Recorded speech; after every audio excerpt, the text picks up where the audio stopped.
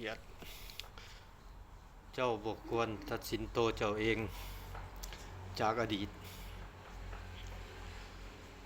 คนที่เป็นโตวเจ้าในตอนนั้น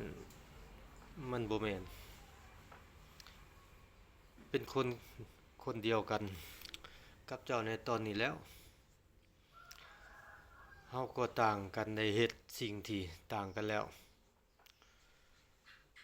เฮาก็เคยได้เฮ็ดสิ่งที่ผิดพลาดและก็สิ่งที่แย่ๆและก็ยากๆมาหลาย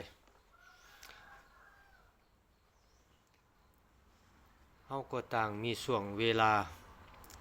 บางเวลาเจ้าก็ต้องหวังว่าเฮาจะลบมันไปได้แต่ก่อนเฮาจะวางมันไปได้มันก็มีแต่จะเฮ็ดให้ใจเฮาหนักขึ้นคนเฮาจะมุกออนได้ก็ต่อเมื่อเรียนรู้จากเรื่องราวที่ผ่านมาแล้วก็โฟกัสกับสิ่งที่อยู่ตรงหน้าอดีตมันบ่แม่น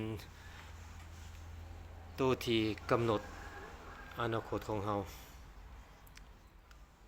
นอกจากจะปล่อยให้มันมาครอบคลุม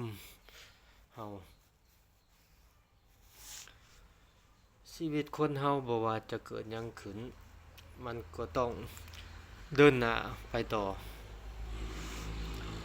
บ่แม่นเฮาสิหยุดอยู่กับที่หรือว่ากอดอดีตเอาไว้ไปจวด